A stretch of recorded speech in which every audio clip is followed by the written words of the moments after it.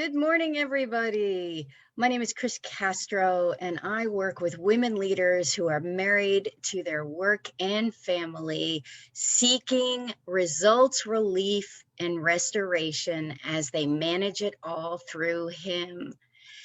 Today, I was reading through Luke. It's the Christmas season, and I didn't plan it, but it just so happened that I was at Luke.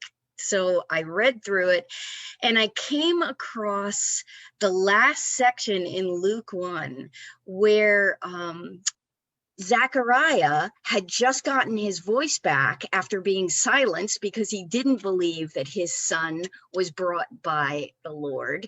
And he gave John, his son, a prophetic word. And I'm just going to read the last part of it to you. It's Luke 1:76 through 80, and it says, your child will be called a prophet of, and this is the Jewish version, Ha Elyon. You will go before the Lord to prepare his way by spreading the knowledge among his people that deliverance comes by having sins forgiven through our God's most tender mercy, which causes the sunrise to visit us from heaven, shine on those in darkness, living in the shadow of death, and to guide our feet into the paths of peace. And as I was reading that, I loved that all of that led to a path of peace, because as you know, Jesus is the Prince of Peace, but the word sunrise caught my attention. And whenever you read the Bible, sometimes you catch new things because the Bible is a living and breathing thing. Well, I decided, all right, I'll go research it because obviously the Lord wants me to know something new. So I went back and I found out through one of the commentaries that sunrise most likely refers to a prophetic word from Malachi 4:2. And that says, but to you who fear my name, the Sun of Righteousness will rise with healing in its wings, and you will break out leaping like calves released from the stall.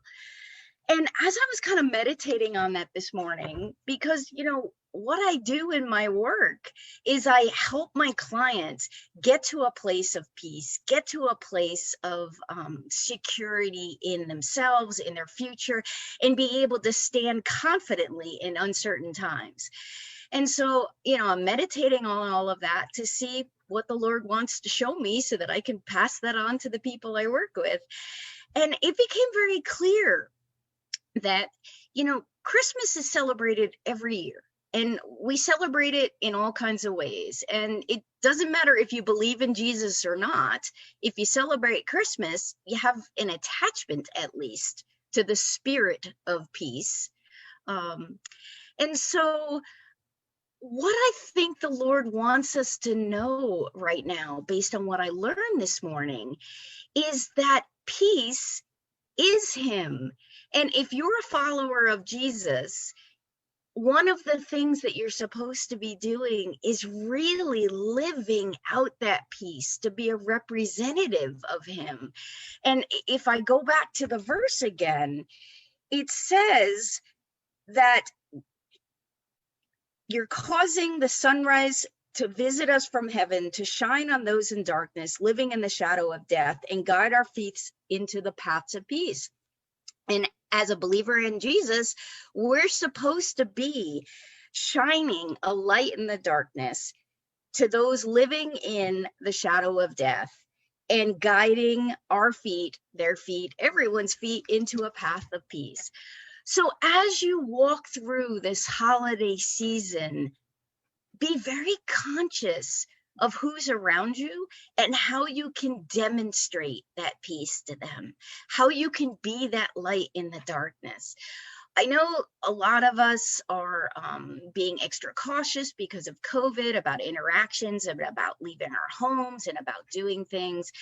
And I'm not saying that you should step out of what you feel you need to do to remain safe. But what I am saying is, when you are in the presence of others, whether it be on a Zoom call, whether it be in a grocery store, whether it be walking around the neighborhood or shopping for something for the holiday season, as you are traveling or walking or in that space, just silently ask the Lord how you can be a blessing, how you can be a spirit of peace, how you can shine light onto those around you.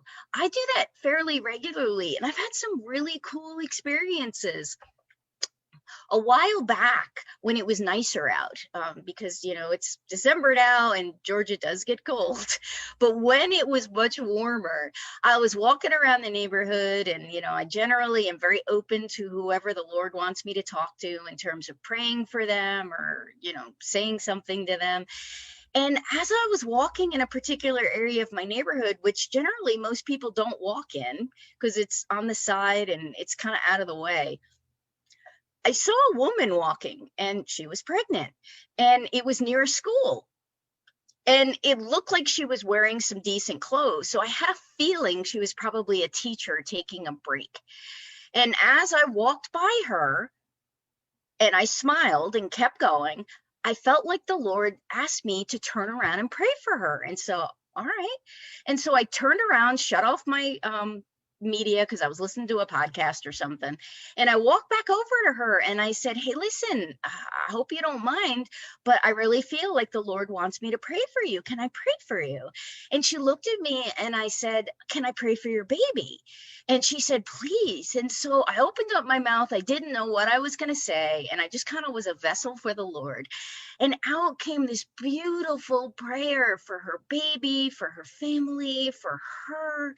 And it just blessed her. And I was so thankful that I was able to be a light for her. Now, I have no idea if it did anything significant in her life other than make her feel good at the moment, but it doesn't matter. I just do what God says. I bring peace where I can. I'm open to whatever the Lord wants me to do to be a light around him. And so that's my message today. Take time this holiday season. Leave your house if you're comfortable with it, and be an opportunity to be a light to others. Take care, everybody. Have a great afternoon, and blessings to you, and happy holidays for your Christmas season or your Hanukkah season. As a person that has gotten involved in a Jewish Gentile congregation that believes in Messiah, I celebrate Hanukkah too. And so blessings to all of you. Take care.